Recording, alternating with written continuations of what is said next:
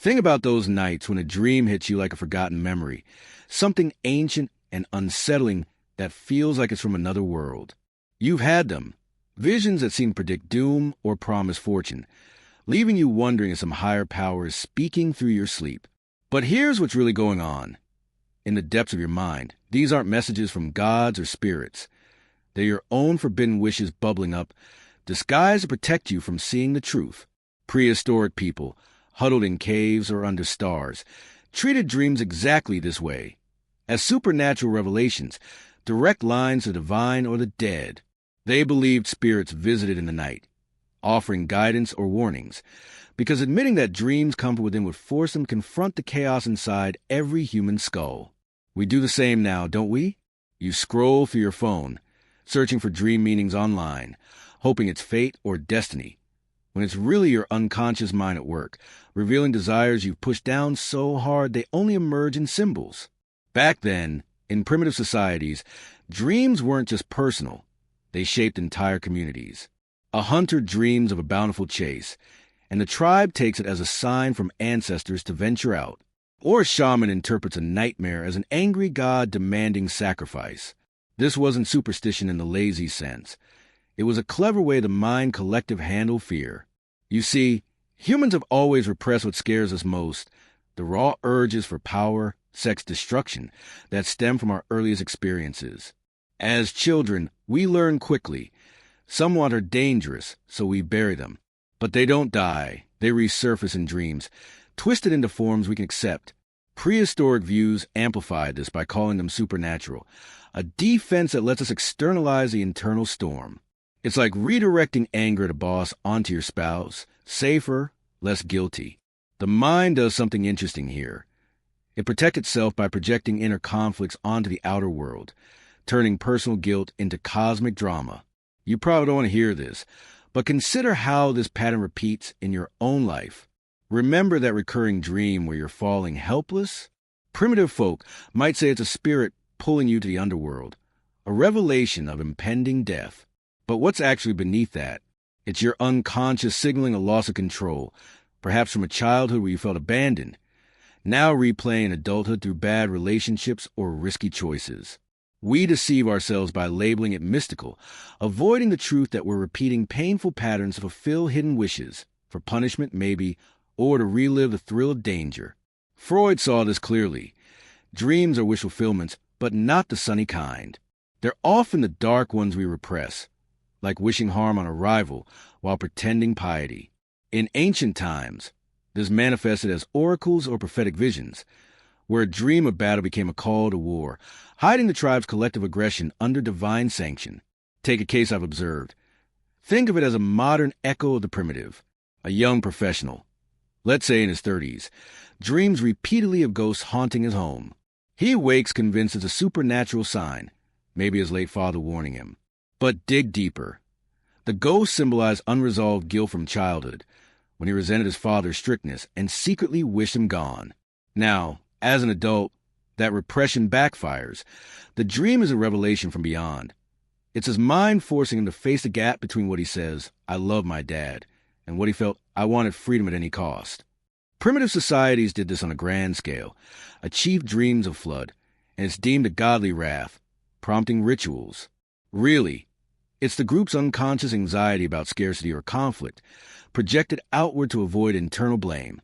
The defense mechanism here is displacement, shifting the uncomfortable emotion onto something external, like spirits, so we don't have to own it.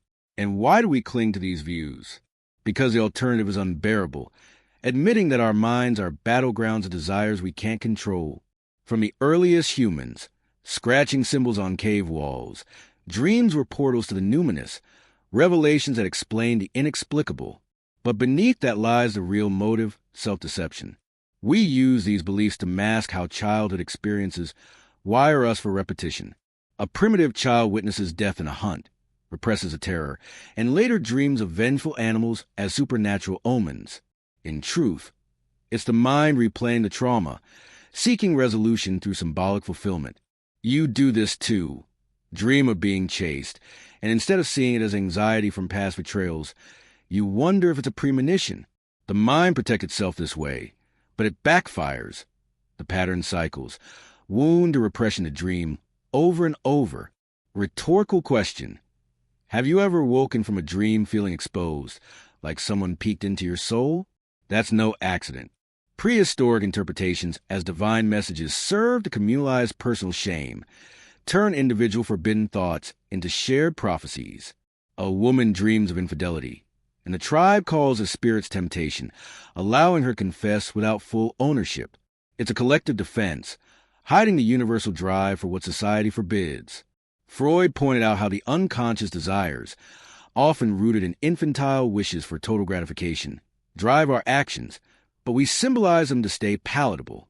In dreams, a snake might be a god worn into ancient eyes, but it's really phallic aggression repressed from youth, now demanding expression. This gap between conscious story and unconscious truth is fascinating. We tell ourselves dreams are supernatural to avoid the darkness, that we're not as civilized as we pretend. Primitive views reveal this perfectly. They externalize the psyche's shadows, calling them revelations from gods. But what we're really seeing is the mind's cunning. It weaves symbols from repressed material, fulfilling wishes in code. Consider everyday behavior. You binge-watch horror shows, claiming it's just entertainment, but it's your unconscious indulging in fears you repress daily. Ancient dream oracles were the same. Tribal therapy sessions disguised as mysticism, where hidden motives surface without direct confrontation. Acknowledge the resistance. You might think, this is too much. Dreams are just brain static. But that's another defense. Denial to shield from the insight. In primitive cultures, denying a dream's supernatural status can mean exile. Today, we dismiss Freudian depths to stay comfortable. Yet the patterns persist. Childhood neglect creates adult trust issues, repressed into dreams of abandonment framed as omens. The cycle is vicious. Wound leads to pattern to repetition, all under the guise of fate. Dreams as revelations let us believe we're victims of external forces, not architects of our own misery. Here's a relatable scenario. A Gen Z artist dreams of flying over ancient ruins, feeling euphoric. She interprets it as a spiritual calling, perhaps past life revelation. But probe further. The flight symbolizes escape from oppressive parents who clipped her ambitions young. The ruins? Decay of old self-protections. It's wish fulfillment. Unconscious desire for freedom, hidden in supernatural veneer. Primitive shamans would declare it a godly vision, reinforcing the deception. We all do this. It's human nature's dark underbelly, using symbols to reveal yet conceal truths we won't admit. The mind's protection racket is ingenious. It backfires by trapping us in loops. Repress a desire. It emerges in dream symbols. Call it supernatural, and you avoid change.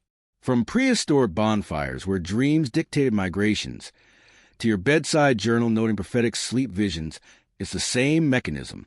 Unconscious drives born from early conflicts push for expression. You say you want stability, but dream of chaos, revealing the hidden want for disruption, perhaps to relive unresolved thrills. What people won't admit is how these views comfort our deceptions. A 30-year-old executive dreams of ancestral spirits judging him. He seeks a psychic, calling it revelation.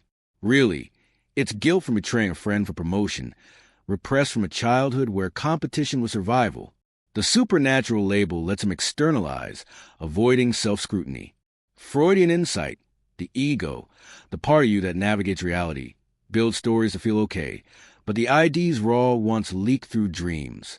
Building layers. Surface is a dream as omen, hidden as a motive to repress shame. Deeper is why it exists, from infantile dependencies unmet, creating lifelong patterns. Defense mechanisms like projection turn inner flaws into outer spirits.